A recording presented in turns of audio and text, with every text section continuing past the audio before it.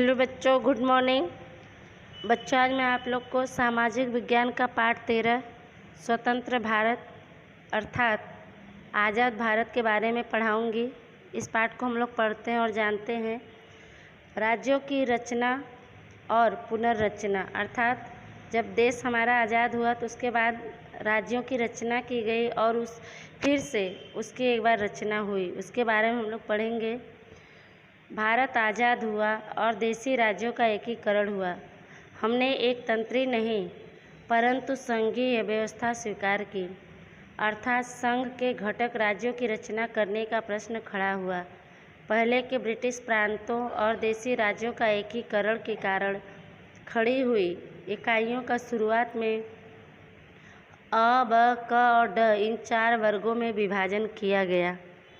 यहाँ पे बताया गया है कि भारत जब आज़ाद हुआ, स्वतंत्र हुआ और देशी राज्यों का एकीकरण हुआ, मिलाप हुआ, हमने एक तंत्रीय नहीं, एक तंत्रीय का मतलब होता है किसी देश के सत्ता का एक ही व्यक्ति के हाथ में शासन होना, लेकिन संघीय व्यवस्था स्वीकार की अर्थात संघ के घटक राज्यों की रचना करने का प्रश्न खड़ा हुआ। पहले के ब्रिटिश प्रांतों यानी प्रदेशों और देशी राज्यों का एकीकरण के कारण खड़ी हुई इकाइयों की शुरुआत में अ, ब, क और ड इन 4 वर्गों में बंटवारा किया गया। आगे पढ़ेंगे। इन चारों प्रकार के राज्यों के दर्जे एक समान नहीं थे, जबकि ये सभी भारतीय संघ के अभिन्न भाग थे। ईस्वी सन 1950 में जब संविधान का अमल शुरू हुआ तब भारत इन 4 प्रकार के राज्यों का बना हुआ संघ था। यह एक काम चलाऊ व्यवस्था थी। अ प्रकार के मध्यस्थ राज्य में से तेलुगु भाषी प्रदेश का अलग राज्य आंध्र प्रदेश बनाने के लिए तेलुगु भाषी लोगों ने उग्र यानी तीव्र आंदोलन किया। इस उग्र आंदोलन के कारण केंद्र सरकार को उनकी मांग स्वीकार करनी पड़ी।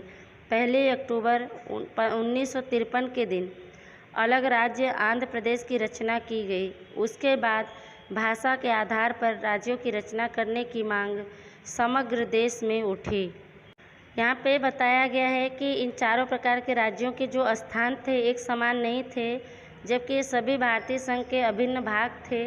1950 में जब संविधान का अमल शुरू हुआ तब इन 4 प्रकार के राज्यों का बना हुआ संघ था। यह एक काम चलाऊ प्रबंध थी।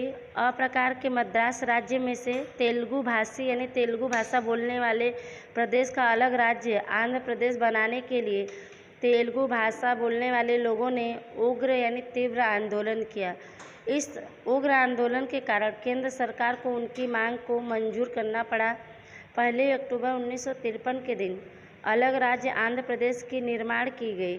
उसके बाद भाषा के आधार पर राज्यों की रचना करने की मांग पूरे देश में उठ गई। आगे पढ़ते हैं। इतना जानिए। 1920 के दशक में भारतीय राष्ट्रीय महासभा ने कहा था कि भारत देश आज़ाद होगा तब हर एक बड़े भाषाकीय क्षेत्र का अलग राज्य होगा। स्वतंत्रता के बाद महासभा ने यह कार्य पूरा करने के लिए कोई कदम नहीं उठाया, क्योंकि भारत धर्म के आधार पर विभाजित हो चुका था।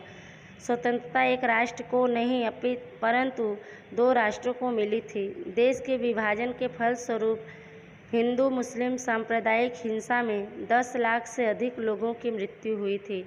इसलिए यह चिंता स्वाभाविक थी कि क्या हमारा देश भाषा के आधार पर इस तरह का दूसरा विभाजन सहन कर सकेगा।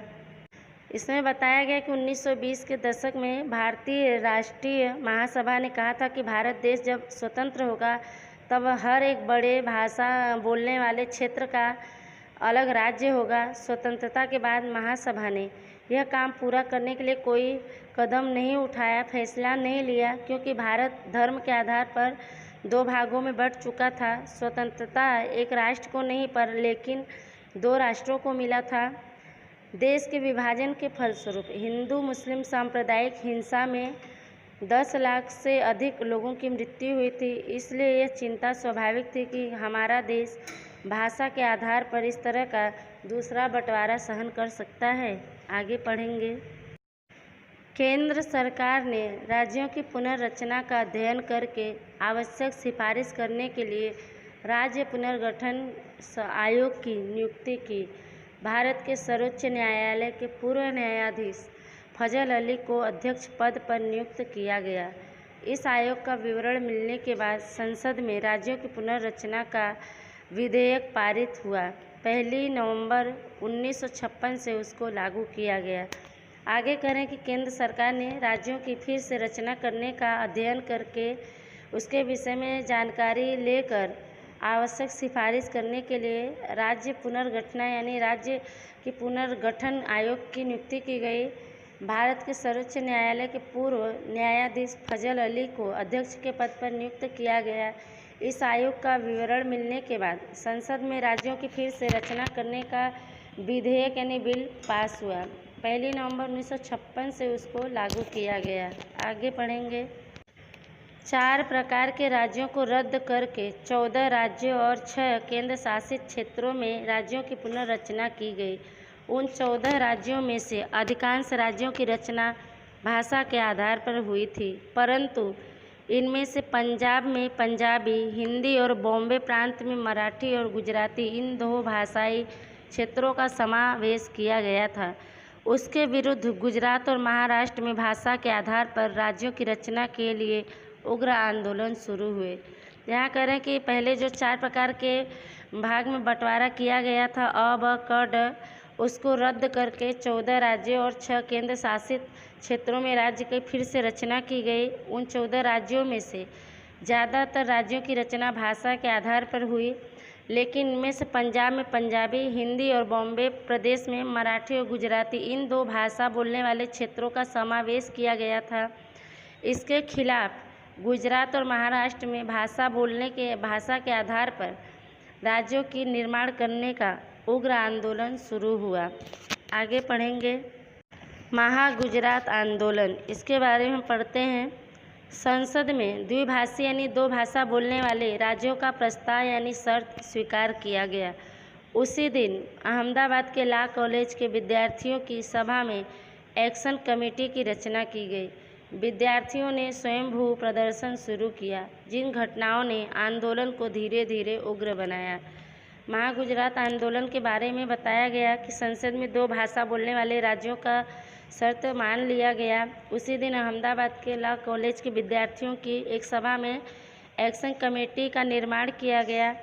विद्यार्थियों ने स्वयंभू प्रदर्शन किया, जिन घटनाओं ने आंदोलन को धीरे धीरे तीव्र बनाया, तेज बनाया। आगे। महागुजरात आंदोलन, नेता इंदुलाल याज्ञिक, इनके बारे में हम पढ़ेंगे। महागुजरात का यह आंदोलन धीरे धीरे हिंसक बना। उपद्रव तथा गोलाबारी से लोकमत अधिक उत्तेजित हुआ। इस आंदोलन को इंदुलाल याज्ञिक, जयंती दलाल, ब्रह्म कुमार भट्ट आदि नेताओं का मार्गदर्शन मिला।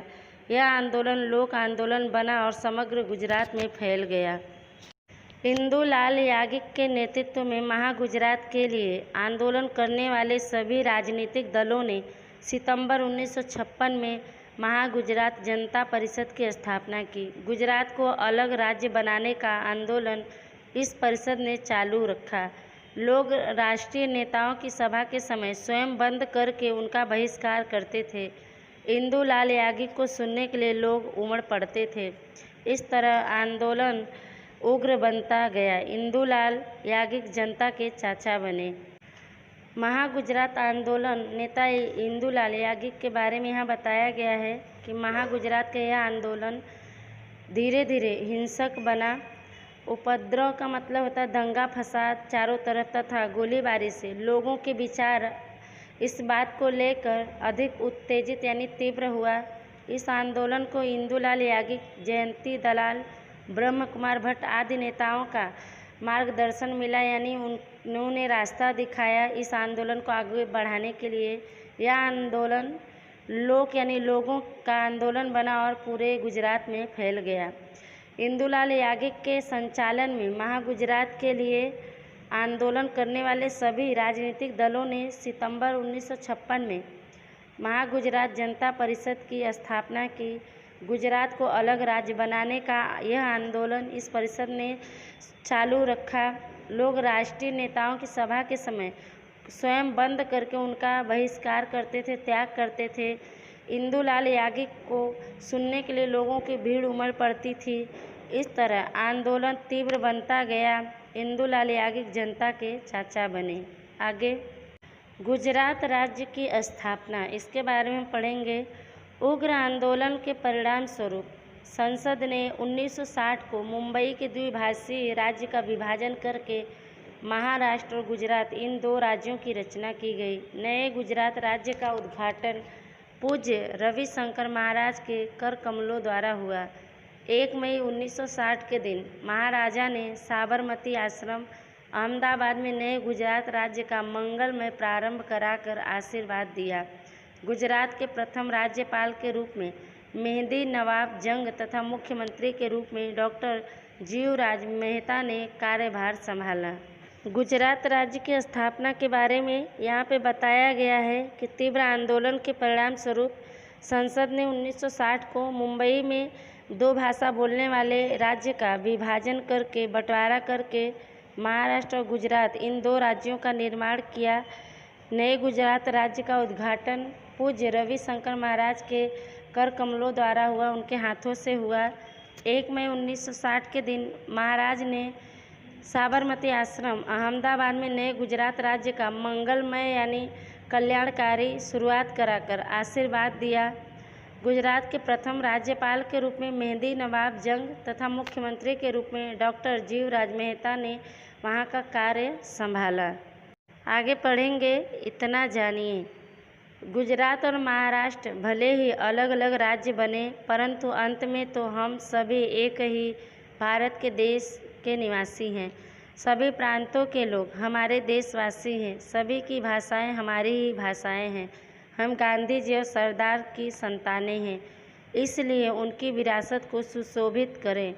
प्रभु हमें गांधी जी के मार्ग पर राज्य चलाने की, धन से हीन होने पर भी भव्य भारत का सेवक होने की शक्ति और सद्बुद्धि दे। ऐसी शुभ प्रार्थना करके हम नए प्रयाण करें।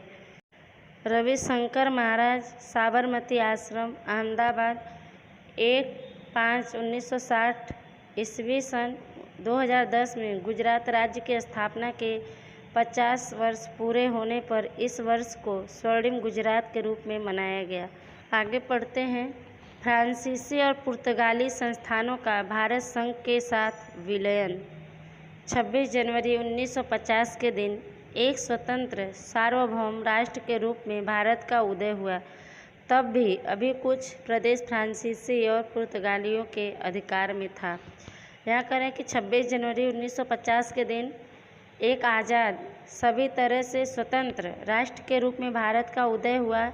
तब भी अभी कुछ प्रदेश फ्रांसीसी और पुर्तगालियों के कब्जे में था। कौन कौन से प्रदेश थे, इनके बारे में पढ़ेंगे। पहला था पांडिचेरी का विलय। पांडिचेरी करैकल तमिलनाडु में, माहे केरल में, यनाम आंध्र प्रदेश में और चंद्रनगर पश्चिम बंगाल पर फ्रांसीसियों का अंकुश यानी अधिकार था। इस क्षेत्र के लोगों की इच्छा भारतीय संघ में मिलने की थी। इसके लिए उन्होंने उग्र आंदोलन चलाए। इस स्वतंत्र आंदोलन को कुचल यानी समाप्त कर डालने का प्रयास फ्रांसीसियों ने किया। 1948 में पांडिचेरी में एक विराट सभा में लोगों ने भारत छोड़ो आंदोलन की घोषणा की। इस प्रश्न का शांतिमय समाधान करने के लिए सरकार ने केंद्र सरकार के साथ समझौता किया। अंत में फ्रांस सरकार सहमत हुई। 31 अक्टूबर 1954 को ये फ्रांसीसी उपनिवेश भारत को सौंप दिए गए। पांडिचेरी के विलय यानी भारत में मिलाने के बारे में यहाँ बताया गया है कि पांडिचेरी करकैल तमिलनाडु में, माहे केरल में, यनाम आंध्र प्रदेश में और चंद्रनगर पश्चिम बंगाल पर फ्रांसीसियों का अधिकार था। इस क्षेत्र के लोगों की यह इच्छा थी कि वह भारतीय संघ में मिलने। इसके लिए उन्होंने तीव्र आंदोलन चलाए। इस स्वतंत्र आंदोलन को समाप्त करने का प्रयास फ्रांसीसियों ने किया। 1948 में पांडिचेरी में एक बहुत बड़ा सभा किया गया। सभा में लोगों ने भारत छोड़ो आंदोलन की ऐलान की। इस प्रश्न का शांतिमय ढंग से समाधान यानी हल करने के लिए सरकार ने केंद्र सरकार के साथ समझौता किया। अंत में फ्रांस सरकार इस बात से सहमत हुई, राजी हुई। 31 अक्टूबर 1954 को ये फ्रांसीसी उपनिवेश भारत को सौंप दिए गए। उपनिवेश का मतलब होता है अपनी जीविका के लिए एक स्थान से हटकर दूसरे स्थान पर बस जाना। आज के लिए इतना ही। बच्चों, आगे की वीडियो भाग 2 में पढ़ाऊँगी। जितना पढ़ाया गया है वीडियो को ध्यान से सुनिएगा।